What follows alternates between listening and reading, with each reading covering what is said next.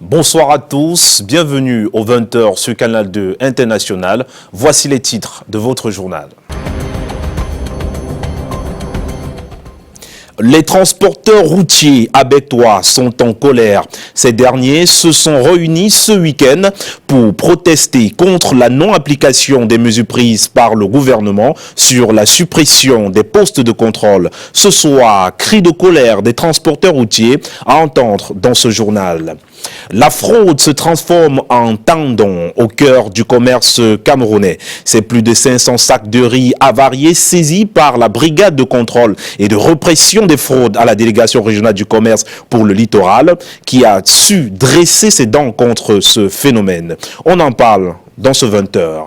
Nous irons ce soir à la découverte d'un tissu royal en pays Bamileke. Ce tissu s'appelle le Ndop. Comment est-il confectionné? Qui est habilité à le porter? Le 20h vous livrera des réponses. Voilà pour le sommaire.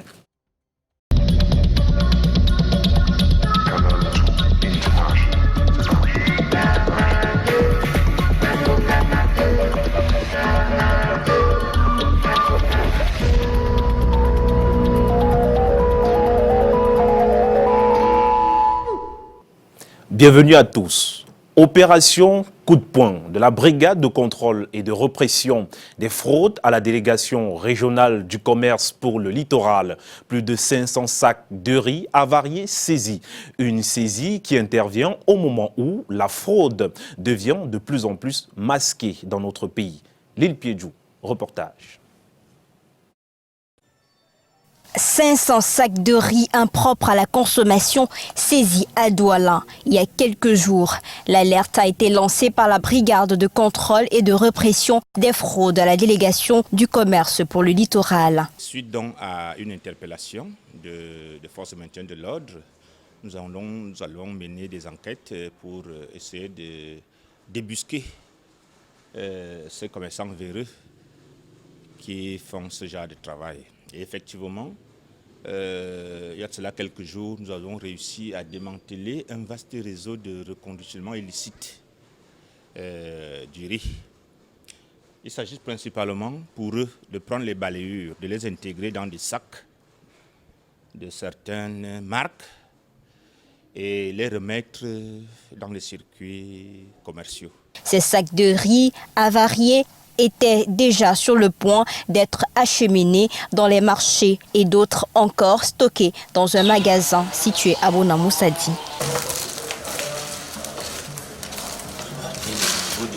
En attendant les résultats de l'enquête en cours pour établir les différentes responsabilités, d'autres saisies sont annoncées dans les tout prochains jours par la même brigade. Cet énième scandale sur l'importation du riz avarié au Cameroun intervient au moment où les ménages souffrent de la hausse des prix sur certaines denrées alimentaires, surtout celles de première nécessité. Ce n'est pas du tout serein dans le transport terrestre. Le groupement des transporteurs réunis au sein du GTTC s'est réuni à Bertois ce week-end pour s'insurger contre la non-application des mesures prises par l'administration sur la suppression des postes de contrôle. Yvonne Katiken, reportage. Transport routier, toujours pas de satisfaction. Les plaintes s'intensifient, les tracasseries routières sur les corridors n'ont pas pris fin. On prend une décision, ça va durer peut-être une semaine. Mais après les une semaine, les habitudes ont la peau dure. Nous sommes revenus à la case de départ. Les mêmes barrières que le gouverneur a instruit, autant pour moi, à ses préfets, pour la suppression de certains postes. Les mêmes postes sont là. Les transporteurs du GTTC s'insurgent contre le non-respect des décisions prises par l'autorité administrative. Il y a un mépris caractérisé des institutions, des administrations dans nos pays. Et il faudrait que nous, au niveau du transport, qu'on essaye de lever cette barrière, de lever cette manière de comprendre. Et nous, vous savez tous que le droit nous a donné la possibilité de gréver. Mais si les gens ne veulent pas comprendre, nous serons pendant ce temps obligés de garer simplement nos véhicules. Le Bureau national du groupement des transporteurs terrestres du Cameroun s'est réuni à Bertoua pour faire le point des goulots d'étranglement au transport terrestre. Dans l'intervalle, ils annoncent une convention avec la mairie de Nyambaka dans l'Adamawa pour la construction d'un parc automobile pour gros porteurs et un centre de formation pour les chauffeurs. Le gouvernement a décidé de donner autorisation aux communes de créer les activités qui génèrent des revenus. Ces conventions vont changer le niveau de vie de notre population. Pourquoi? Parce que ça va générer des revenus à la commune et ça va permettre, ça va diluer à ce que la commune avait comme le fonds propre. La rencontre de Bertoua a été l'occasion pour les transporteurs du GTTC de dire leur volonté de dialoguer et surtout de participer à la prise de solutions durables aux problèmes de transport routier. En politique, les femmes du Mungo doivent davantage s'intéresser à la politique. C'est l'objectif majeur de la descente sur le terrain de l'équipe Elekam de Konsamba, accompagnée de l'ONU Femmes et du ministère de la Promotion de la Femme et de la Famille. Aimé Moukokor, Emmanuel Ngomba, compte rendu. L'esplanade du marché central de Konsamba a servi de cadre ce samedi 20 juillet 2019 à la très grande équipe constituée des responsables régionaux d'Elekam pour le littoral et le bureau de l'ONU Femmes. L'objectif de cette cérémonie est l'interpellation de la femme autour de la politique. Ce partenariat est venu renforcer notre politique, l'une des missions de notre ministère qui consiste à promouvoir la femme en ce qui concerne la politique. Agnamo Adélaïde lance un appel à toutes les femmes du Mungo à venir non seulement s'inscrire sur les listes électorales, mais aussi penser retirer sa carte auprès des responsables de l'ECAM et aller, au moment opportun, faire le choix de l'équipe qu'elle souhaiterait voir diriger la commune de son arrondissement en votant. C'est un monde qui a été déjà marginalisé depuis longtemps. Et aujourd'hui, là, nous nous sentons vraiment impliqués dans la chose. Et ça nous fait vraiment plaisir. Ndjougouan Angéline, elle, demande aux responsables de Elekam de tenir compte de leur handicap afin de savoir non seulement là où les inscrire et en prendre soin pour leur permettre d'exercer leurs devoirs citoyens en toute tranquillité. Et malgré ce rapprochement, certaines femmes ne s'intéressent pas toujours à la chose politique juste parce qu'elles pensent que ce que vient faire l'ONU Femmes n'est pas différent de ce que bien d'autres personnes ont fait par le passé. Ils souhaiteraient que leur chose offre à toutes les femmes l'opportunité de s'intéresser à la chose politique. Cas de ces commerçants du marché central de Konsamba. Les femmes ne prennent pas trop part parce qu'elles ont beaucoup à faire à la maison. Elles n'ont pas que les votes à faire. Mais qu'une femme se jeune, elle vient s'inscrire. Elle s'en va, elle retire sa carte.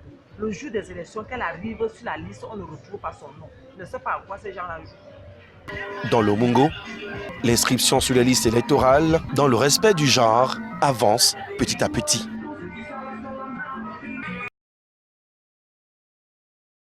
Le ministre des Petites et Moyennes Entreprises a été en visite à la Bourse de la sous-traitance et de partenariat du Cameroun. Achille Basiliken III était accompagné de l'ambassadeur de l'Union européenne. Ensemble, ils ont visité 4 PME à Douala. Yvonne Katiken et Guy Fosso.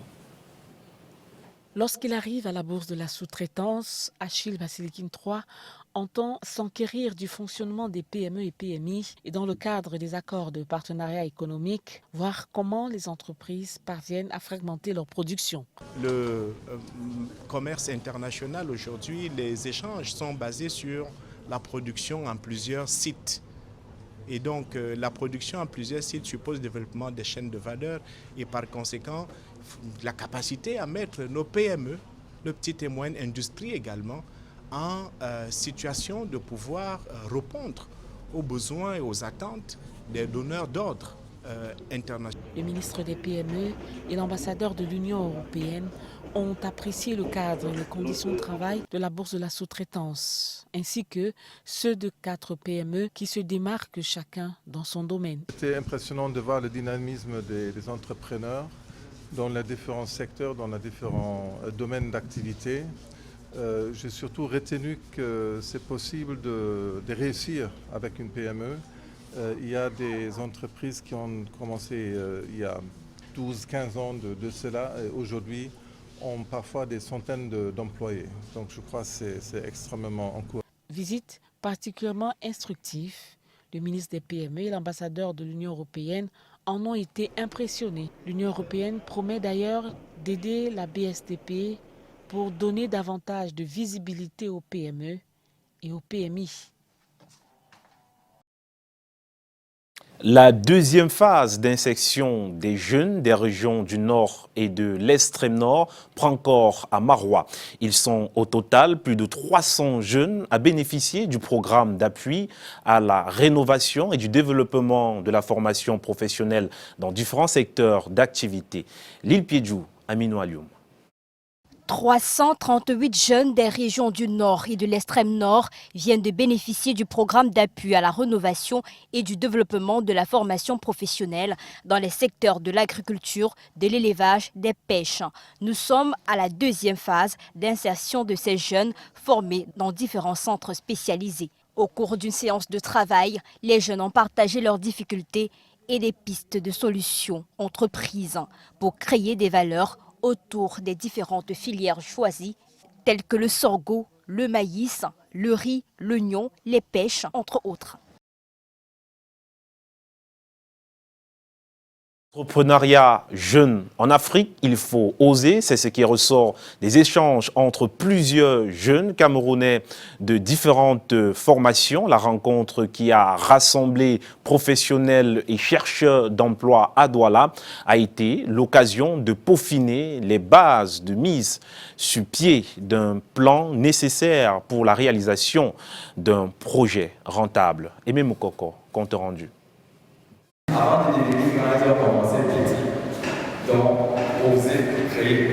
Dans le discours de l'entrepreneuriat jeune au Cameroun et en Afrique, oser s'impose en premier à ceux qui veulent voir germer une idée, un projet, un concept. Le message qu'on veut passer aux jeunes, c'est que quel que soit ce à quoi tu fais face dans la vie, quand tu as un rêve, il faut y croire jusqu'au bout. Mais nombreux sont ces jeunes diplômés, travailleurs ou même simples penseurs qui n'osent même pas car on a peur d'échouer. D'où le rôle des incubateurs. L'incubateur, c'est essentiellement ces structures-là qui accompagnent des jeunes, qui accompagnent des idées de projets à leur maturation, en leur inculquant des formations, des compétences nécessaires pour qu'ils puissent demain mettre sur pied leur entreprise. Issus de différentes contrées comme la jeune Autricha Timti, 22 ans, initiatrice de cette conférence sur le genre et l'entrepreneuriat jeune en Afrique, à l'amphi de Centre d'Élesec, pour cause de tensions sociopolitiques, celle-ci s'est vue ralentir dans ses études dans une université à Bamenda pour se relancer ici à Douala et faire germer en parallèle de ses cours son projet. Créer sur des entrepreneurs, des jeunes start-upers, des personnes avec des projets intéressants en fait, dans la société, des personnes avec des idées qui sont passionnées, qui veulent se faire entendre, mais qui n'ont pas l'opportunité, qui n'ont pas des ouvertures. Nous sommes en Afrique, on connaît toutes les réalités de notre continent, donc je voulais en fait être une solution à ça. Je crois que c'est motivant de voir qu'il y a des gens qui ont été capables de créer quelque chose à partir de rien du tout. Bien que le climat socio-économique ne donne pas la tâche facile aux jeunes entrepreneurs, pour oser, il faut connaître, et pour connaître, il faut apprendre et aller vers les personnes ressources. En éducation, il faut mettre un terme au harcèlement sexuel. C'est le cri de colère de la doyenne de la faculté de théologie protestante et des sciences des religions qui a organisé justement un colloque ce samedi, hier justement samedi, du côté de Konsamba. Reportage, Yvonne Kachinken. Plaidoirie contre le harcèlement sexuel en milieu scolaire, professionnel et universitaire, la doyenne de la faculté de théologie protestante prend le taureau par les cornes. Madeleine Mbouté s'insurge contre une pratique qui cause de nombreux échecs dans la classe féminine. Les plaintes régulières des étudiantes ont été à l'origine du colloque qui ambitionne de réduire ce phénomène de plus en plus grandissant. L'amphithéâtre de la faculté de théologie a également servi de cadre à la remise des parchemins aux étudiants finissants de De nombreux responsables scolaires et universitaires présents à cet événement se sont insurgés contre un fléau qui gangrène la jeunesse étudiantine. Jean-Emmanuel Pondy, dans son intervention, a rappelé que le code pénal camerounais n'est pas du tout tendre envers de tels agissements. Performant et efficient, s'il y a des tares qui persistent, le harcèlement sexuel n'est pas du tout un épiphénomène. C'est quelque chose qui doit être pris avec beaucoup de sérieux et qui dénote sur l'ensemble des performances universitaires. Dans tous les cas, les étudiants sont sortis bien édifiés et particulièrement enrichis de ces échanges.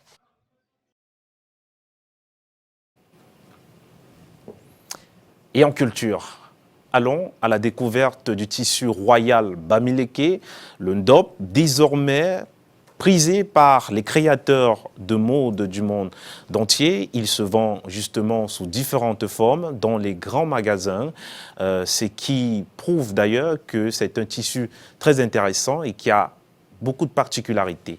Aimé Catherine Moukouri et Guy Fosso. En 2018, dans sa boutique en ligne, la marque de luxe Hermès a débuté la commercialisation d'accessoires en ndop, l'étoffe traditionnelle et royale du peuple Bamileke. Un carré en tuiles commercialisé à 370 €, soit 240 000 francs CFA. Depuis quelques années, ce tissu, cher aux coutumes des peuples de l'Ouest, a envahi les podiums de mode du monde entier. L'exploitation de la beauté de ce tissu, les créateurs locaux y ont pensé bien avant. Dans cette célèbre boutique de la ville de Douala, des vêtements et accessoires en ndop sont exposés, les uns aussi beaux que les autres. Une commercialisation qui met la trame à la portée de tous et pourtant, le ndop a toute une sacralité pour le peuple Bamileke. Cette toile onéreuse, réservée exclusivement aux chefs traditionnels, aux princes et princesses et aux notables. Ici à l'ouest, c'est les chefferies, comme la chefferie traditionnelle qui ont pris ça pour les princes. L'habit des princes. Donc les notables, les grands notables qui sont des princes portaient ça. Parce que ce temps, l'habit n'était pas encore vulgaire. Le ndop tire son origine dans la région du nord-ouest Cameroun, de la ville de Ndop précisément, d'où son appellation. Mais c'est dans le Binam qu'il obtient toute sa notoriété.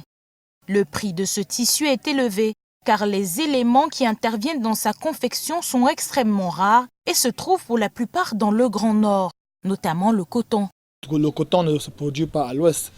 Le coton vient du nord, de l'extrême nord. Et chaque temps, nous devions voyager, aller au nord, acheter le coton et de venir tisser. Après encore, il y a aussi la teinture qui nous paraît aussi très difficile. Souvent d'avoir de la teinture, nous devions encore retourner au nord, teinter. Il faut en moyenne 3 mois pour confectionner cette étoffe, faite aussi de fibres de raffia, de suie et de fumée, pour créer ces magnifiques fresques qui font la beauté du ndop. Et c'était un marché aussi là. Ici chez nous, même les fournisseurs, même nous, les revendeurs, ça ne passe pas. Un tissu destiné à la royauté qui, par sa beauté, met tous les passionnés de mode à ses pieds. Ah oui, Aimé Catherine Moukouri, je tiens à vous rappeler que justement Martial Talla, le réalisateur de ce journal, porte d'ailleurs cette tenue traditionnelle qui le va très bien. Alors, autre chose dans ce journal, c'est du sport, championnat des vacances pour le vivre ensemble au Cameroun. L'armée camerounaise, celle du RMIA 2, vient de lancer un tournoi de football qui oppose justement les jeunes du camp de la Valeur à ceux des quartiers environnants. Marus Kwesou, reportage. Sur le terrain, des jeunes Camerounais s'affrontent lors d'un match de football. C'est à l'occasion du premier championnat Vivre Ensemble, édition 2019, de la 2e région militaire interarmée, organisée par le général de division Sali Mohamedou. Le coup d'envoi est donné par le colonel Pascal Edonlam, chef d'état-major de la 2e région militaire interarmée. Ce tournoi de football de vacances, organisé par le général de division Sali Mohamedou, commandant la 2e région militaire interarmée, a pour objectif de renforcer le vivre ensemble et renforcer également le lien armée-nation. Puisque les joueurs des différentes équipes sont les enfants du camp et les enfants des quartiers environnants. Ce ce match de football met en opposition les jeunes du quartier Commandant et ceux du quartier Essengue, un championnat qui rassemble effectivement les jeunes du camp de la Valeur et ceux des quartiers environnants. Ouais, vraiment très satisfait de la victoire les gars. Déjà nous saluons toute l'administration du championnat pour qui nous avons beaucoup de respect. On n'a pas démérité parce qu'on a montré sur le visage qu'on savait. À mon avis, l'arbitrage a fait sa chose et tout le monde est, comment on dit, l'erreur est humaine. Mais on va avancer, mais ça ne va pas nous affecter. Ce match d'ouverture, 5-0 les jeunes du quartier opposés aux jeunes du quartier Essengue.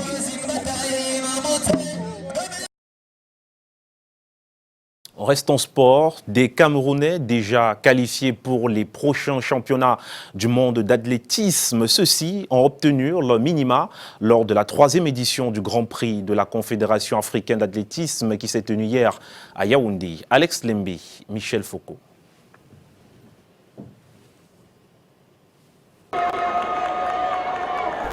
La 3e édition du Grand Prix de la Confédération africaine d'athlétisme a rendu son verdict ce samedi au stade omnisport de Yaoundé.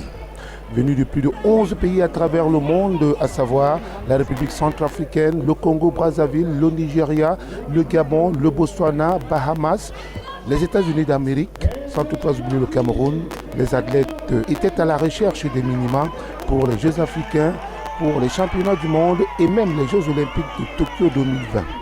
Ceux-ci ont été soumis aux traditionnelles épreuves et concours de la mère des disciplines sportives, notamment les courses rapides 100, 200 et 400 mètres, dames et messieurs, les lancers de poids, le javelot, les sauts horizontaux et verticaux, soit hauteur, longueur et triple saut, sans toutefois oublier les courses de fond.